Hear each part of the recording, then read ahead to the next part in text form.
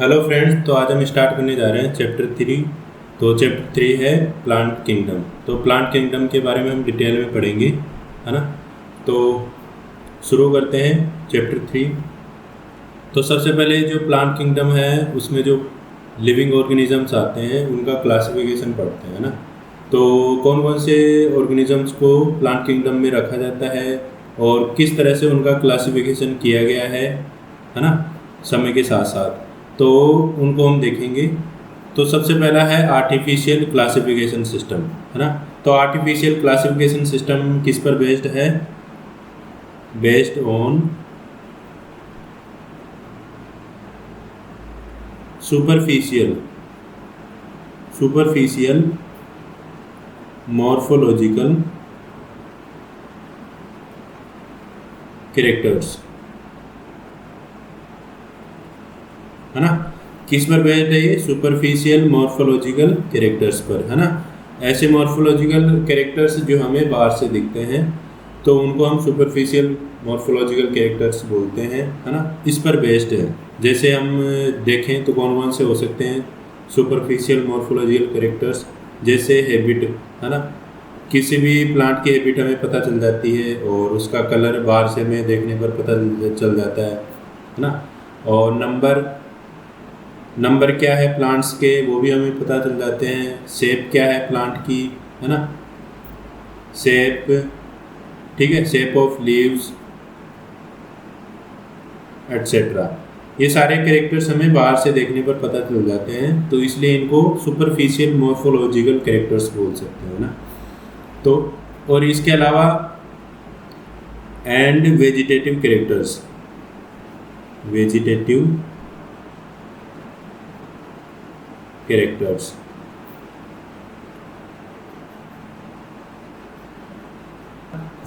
Characters जैसे root, shoot, leaves, है ना।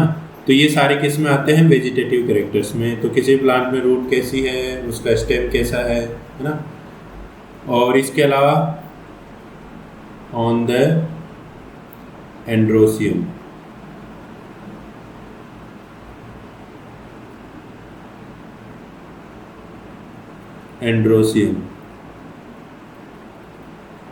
ठीक है। एंड्रोसियम कैसा है उसका? तो एंड्रोसियम की जो स्ट्रक्चर है उस पर ये बेस्ड था, ठीक है। आर्टिफिशियल क्लासिफिकेशन सिस्टम किस किस पर बेस्ड था? सुपरफिशियल मॉर्फोलॉजिकल कैरेक्टर्स और vegetative characters and androecium structure, है ना।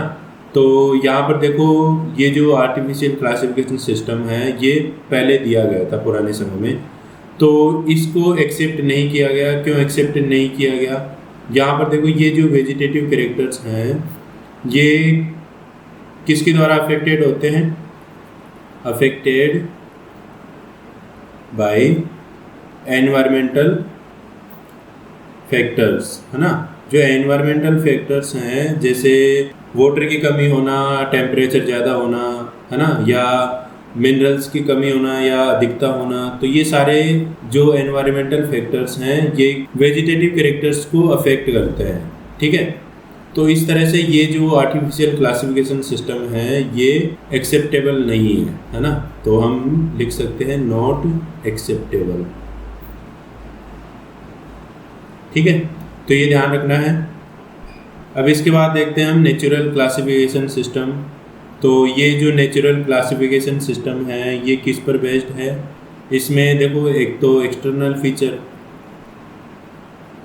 एक्सटर्नल एंड इंटरनल फीचर्स, है ना। किस पर बेस्ड है ये? एक्सटर्नल और इंटरनल फीचर्स पर, ठीक है। अब जैसे इंटरनल फीचर्स की बात करें तो अल्ट्रा स्ट्रक्चर, है ना। जैसे किसी भी ऑर्गन या सेल की जो अल्ट्रा स्ट्रक्चर है वो इंटरनल फीचर में आती है। एनाटॉमी, है ना, एनाटॉमी भी किसी भी ऑर्गन की, ठीक है।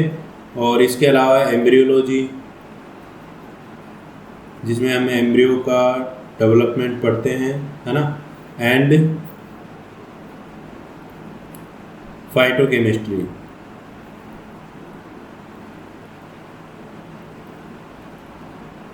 ठीक है। तो फाइटोकेमिस्ट्री में क्या आते हैं? यहाँ पर फाइटोकेमिस्ट्री में जो सेकेंडरी मेटाबोलाइट्स हैं उनकी स्टडी की जाती है, ठीक है, जो कि प्लांट्स के द्वारा सिंथेसिस किए जाते हैं, है ना। तो इस तरह से नेचुरल क्लासिफिकेशन सिस्टम में एक्सटर्नल और इंटरनल फीचर्स दोनों इंक्लूड होते हैं, ठीक है। अब ये जो क्लासिफिकेशन सिस्टम है ये किसके द्वारा दिया गया था? गिवन बाय जॉर्ज बेंथम,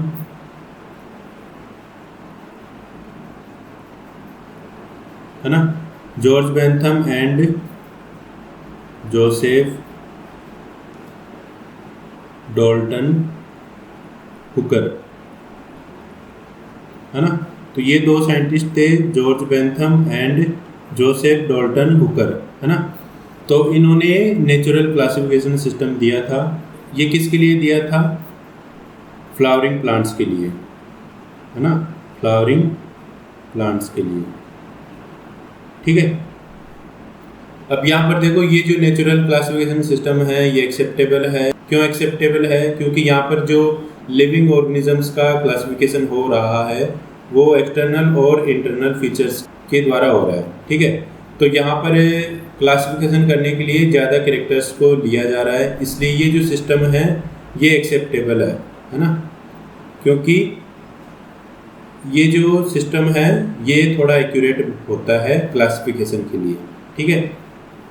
अब अगला क्लासिफिकेशन सिस्टम है फाइलोजेनेटिक क्लासिफिकेशन सिस्टम, है ना। तो ये जो क्लासिफिकेशन सिस्टम है ये किस पर बेस्ड है? इवोल्यूशनरी रिलेशनशिप पर, ठीक है, इवोल्यूशनरी रिलेशनशिप, ठीक है। तो इवोल्यूशनरी रिलेशनशिप में यहाँ पर जो लिविंग ऑर्गेनिजम्स हैं उनमें कैसे इवोल्यूशन हुआ, तो इवोल्यूशन के दौरान उनमें क्या रिलेशन रहा, क्या संबंध रहे, है ना, ऐसे कौन से कैरेक्टर्स हैं वो उनमें समान रहे इवोल्यूशन के दौरान। तो वो सारे इवोल्यूशनरी रिलेशनशिप हम डिफरेंट ऑर्गेनिजम्स के मध्य पढ़ते हैं, ठीक है। तो evolutionary relationship between the various organisms, ठीक है। तो ये इस पर बेस्ड था। तो इस क्लासिफिकेशन सिस्टम में अज्यूम किया जाता है कि जो ऑर्गेनिजम्स हैं, जैसे ऑर्गेनिज्म ए है, बी है, सी है और डी, है ना। तो ये 4 ऑर्गेनिजम्स हैं। अगर ये ऑर्गेनिजम्स एक टेक्सा से बिलोंग करते हैं, जैसे ये सारे ऑर्गेनिजम्स किससे बिलोंग करते हैं? ऑर्डर कार्निवोरा से, है ना। तो कार्निवोरा ऑर्डर से बिलोंग करते हैं, तो इसका मतलब क्या है कि इन सारे ऑर्गेनिजम्स का जो एंसेस्टर है, पूर्वज, वो क्या है? एक है ना। तो इनका एंसेस्टर क्या होगा? जैसे हम उस एंसेस्टर को मान लेते हैं ओ, है ना। तो ये जो वो एंसेस्टर है ये माना जाता है कि इन ABCD लिविंग ऑर्गेनिजम्स का होगा, ठीक है। तो इस तरह से सेम टेक्सा में आने वाले जो लिविंग ऑर्गेनिजम्स हैं उनका जो एंसेस्टर है वो एक ही माना जाता है, ठीक है। तो इस तरह से ये जो फाइलोजेनेटिक क्लासिफिकेशन सिस्टम है ये भी क्या है? एक्सेप्टेबल है ना। क्योंकि ये भी जब क्लासिफिकेशन किया जाता है लिविंग ऑर्गेनिजम्स का तो एक्यूरेट बैठता है ना। इसमें कमी कम होती है, इस वजह से इसको एक्सेप्ट किया गया है ना। और इसके अलावा अदर सोर्सेज हैं क्लासिफिकेशन के लिए, है ना। तो सबसे पहला है न्यूमेरिकल टेक्सोनोमी। तो न्यूमेरिकल टेक्सोनोमी में क्या किया जाता है? ये जो न्यूमेरिकल टेक्सोनोमी है ये किस पर बेस्ड है? Based on all observable characters,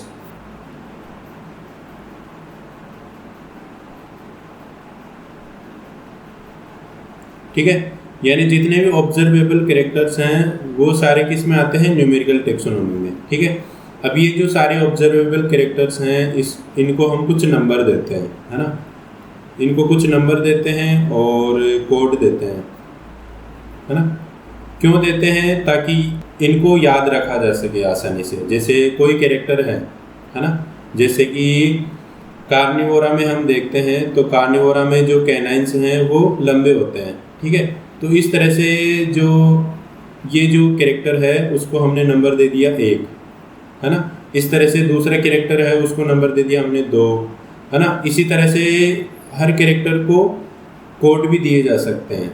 ठीक है, तो यहाँ पर देखो हर कैरेक्टर को समान इम्पोर्टेंस दी जाती है। ठीक है, और ये जो न्यूमेरिकल टेक्सोनॉमी है ये प्रेजेंट टाइम में किससे की जाती है? कंप्यूटर से। ठीक है, तो सारे जो ऑब्जर्वेबल कैरेक्टर्स हैं वो कंप्यूटर में डाल दिए जाते हैं, तो उनको बहुत कम समय में फिर कंप्यूटर के द्वारा स्टडी किया जा सकता है। ठीक है, आसान हो जाता है स्टडी करना, क्योंकि वो जो सारे कैरेक्टर्स हैं वो कहाँ पर हैं? कंप्यूटर में। ठीक है, अलग अलग से उनको वापस से निकालना नहीं पड़ता है, जो उनका कंपैरिजन है वो कंप्यूटर द्वारा आसानी से कर लिया जाता है। ठीक है, तो न्यूमेरिकल टेक्सोनॉमी के द्वारा क्लासिफिकेशन किया जाता है लिविंग ऑर्गेनिजम्स का। इसके अलावा अगला है साइटोटेक्सोनॉमी। तो साइटोटेक्सोनॉमी में क्या है? ये किस पर बेस्ड है? जैसे जो साइटोलॉजिकल इंफॉर्मेशन होती है ना, साइटोलॉजिकल इंफॉर्मेशन कौन सी? जैसे हम बात करें लाइक क्रोमोसोम्स, है ना, तो क्रोमोसोम्स में यहाँ पर क्रोमोसोम्स का नंबर, है ना, और उनकी स्ट्रक्चर एंड बिहेवियर। ठीक है, तो साइटोटेक्सोनॉमी में किसको इंक्लूड किया जाता है? क्रोमोसोम्स। क्रोमोसोम्स का नंबर, स्ट्रक्चर क्या है उनकी, और वो जो क्रोमोसोम है वो कैसा बिहेव करता है। ठीक है, तो ये साइटोटेक्सोनॉमी में क्लासिफिकेशन का बेसिस होता है। ठीक है, इसके बाद अगला है कीमोटेक्सोनॉमी। तो कीमोटेक्सोनॉमी में क्या किया जाता है? यहाँ पर देखो जो प्लांट है उसका जो केमिकल कॉन्स्टिट्यूएंट है ना, केमिकल कॉन्स्टिट्यूएंट। ठीक है, तो केमिकल कॉन्स्टिट्यूएंट पता किया जाता है प्लांट का, अलग अलग टाइप के प्लांट के केमिकल कॉन्स्टिट्यूएंट्स पता किए जाते हैं, है ना, और फिर उसके बाद उन प्लांट्स का क्लासिफिकेशन किया जाता है। ठीक है, तो इस तरह से किसी भी लिविंग ऑर्गेनिज्म का क्लासिफिकेशन के लिए बहुत सारे सोर्सेज काम में लिए जाते हैं। ठीक है, अब इसके बाद देखते हैं हम general features of plant kingdom. तो प्लांट किंगडम के जनरल फीचर्स क्या हैं, है ना, तो सबसे पहले हम बात करते हैं यहाँ पर प्लांट्स में जितने भी लिविंग ऑर्गेनिजम्स हैं वो सारे कैसे हैं? यूकैरियोटिक। ठीक है, यूकैरियोटिक लिविंग ऑर्गेनिजम्स आते हैं। यूकैरियोटिक का मतलब कि इनमें मेम्ब्रेन बाउंड सेल ऑर्गेनेल्स पाए जाते हैं और वेल डिफाइंड न्यूक्लियस प्रेजेंट होता है। ठीक है, और इनमें क्या पाया जाता है? Chlorophyll, chlorophyll present. ठीक है, क्लोरोफिल किसके लिए प्रेजेंट होता है? फोटोसिंथेसिस के लिए। ठीक है, तो इस तरह से जो प्लांट किंगडम में आने वाले लिविंग ऑर्गेनिजम्स हैं वो मोस्टली कैसे होते हैं? ऑटोट्रॉप्स, क्योंकि उनमें क्या पाया जाता है? फोटोसिंथेसिस। तो फोटोसिंथेसिस के द्वारा वो अपना फूड खुद बना सकते हैं। ठीक है, सेल वॉल किसकी बनी होती है? इसमें अधिकतर किसकी बनी होती है? सेल्यूलोज की। ठीक है, अब देखो यहाँ पर न्यूट्रिशन के बेसिस पर प्लांट्स को देखते हैं हम कि कितने टाइप के होते हैं। तो अधिकतर जो प्लांट्स हैं वो ऑटोट्रॉप्स होते हैं। ठीक है, मोस्टली ऑटोट्रॉप्स होते हैं। क्यों? क्योंकि इनमें फोटोसिंथेसिस पाया जाता है। ठीक है, अब कुछ प्लांट्स ऐसे होते हैं जो हेटेरोट्रॉप्स भी होते हैं। ठीक है, सम हेटेरोट्रॉप्स। तो कौन कौन से हेटेरोट्रॉप्स होते हैं उसके भी अलग अलग टाइप हैं यहाँ पर, है ना। तो पहला है यहाँ पर इंसेक्टिवोर्स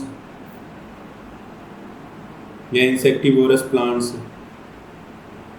है ना। तो ये जो इंसेक्टिवोरस प्लांट्स हैं ये किसको खाते हैं? इंसेक्ट्स को। ठीक है, तो इंसेक्टिवोरस प्लांट्स ऐसे एरिया में पाए जाते हैं जहाँ पर मिनरल्स की कमी होती है, जैसे नाइट्रोजन, है ना। तो अपने मिनरल्स की कमी को दूर करने के लिए ये किसको खाते हैं? इंसेक्ट्स को। ठीक है, तो एग्जांपल कौन कौन से हैं इसमें? जैसे वीनस फ्लाईट्रैप,